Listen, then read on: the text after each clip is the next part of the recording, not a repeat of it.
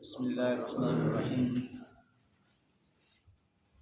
کل ایک مسئلہ گزرا تھا، آج اس کا دوسرا حصہ ہے۔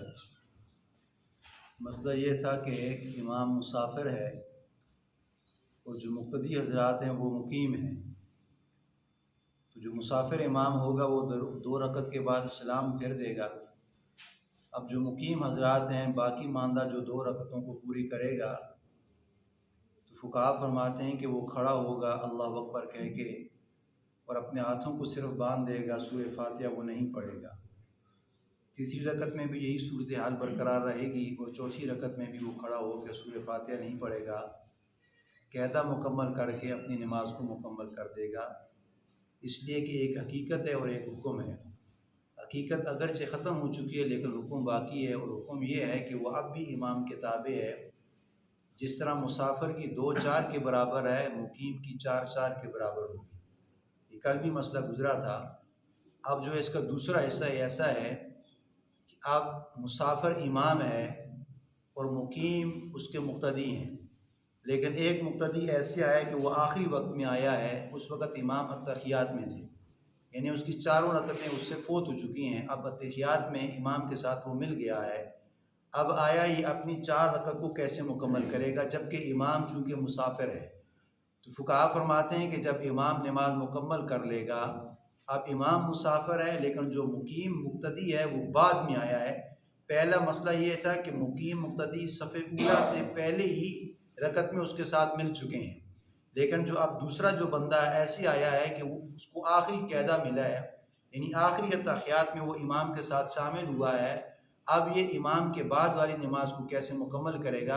اس کا طریقہ کار یہ ہے کہ جب امام سلام پھیرے گا، اب یہ اپنی رکعتوں کو مکمل کرے گا، تو سب سے پہلی جو رکعت ہے یہ ثنا سبحانک اللہم سے شروع کرے گا۔ ثنا بھی پڑھے گا، بسم اللہ بھی پڑھے گا، سورہ فاتحہ بھی پڑھے گا، سورہ اخلاص بھی، کوئی صورت میں لا لے یہ پڑھے گا۔ پھر جو دوسری رکعت ہوگی اس میں بسم اللہ بھی پڑھے گا، سورہ فاتحہ بھی پڑھے گا، سورہ اخلاص بھی پڑھے گا، دوسری رکعت میں یہ قاعدہ کرے گا۔ اب جو تیسری اور چوتھی رکعت ہے، جبکہ جو پہلے والے مقتدی تھے اس نے کچھ نہیں پڑھنا تھا، لیکن یہ جو مقتدی اس وقت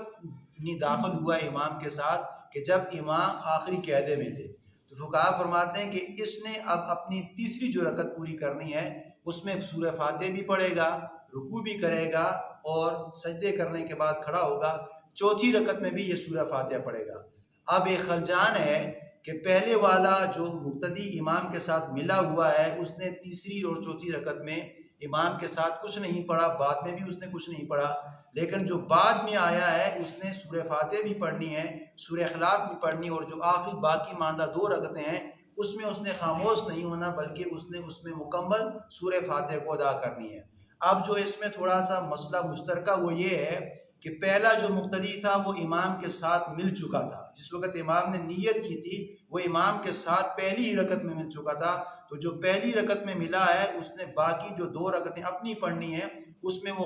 خاموشی سے کھڑا ہوگا، اتنی مقدار خاموش رہے گا جتنی مقدار سورہ فاتحہ پڑھی جاتی ہے۔ لیکن یہ جو بعد والا مقتدی ہے اس کو تو صرف 1 رکعت ملی ہی نہیں ہے بلکہ 4 رکعتیں اس کی رہ چکی ہیں، لیکن اگر یہ تیسری رکعت میں بھی ملا ہے تو فقہا فرماتے ہیں کہ پہلے والا حکم اس سے ختم ہو جاتا ہے، اب یہ دوسرا حکم اس کے اوپر لاگو ہو جاتا ہے۔ تو فقہا فرماتے ہیں کہ اس کا قانون یہ ہے کہ جب وہ تیسری رکعت پڑھے گا اپنی، اس میں سورہ فاتحہ بھی پڑھے گا، اور چوتھی رکعت پڑھے گا اس میں سورہ فاتحہ پڑھے گا، اس لیے کہ یہ بندہ آخری قاعدے میں شامل ہوا ہے، اور جو آخری قاعدے میں شامل ہوا یا تیسری قاعدے میں شامل ہوا تو فقہا فرماتے ہیں کہ وہ امام اگرچہ مسافر ہے لیکن یہ اس پہ قانون لاگو نہیں ہو سکتا، بلکہ وہ تیسری رکعت میں بھی سورہ فاتحہ پڑھے گا، چوتھی میں پڑھے گا، تیسری چوتھی میں پڑھ کے اس کی نماز یہ مکمل پائے تکمیل تک پہنچے گی۔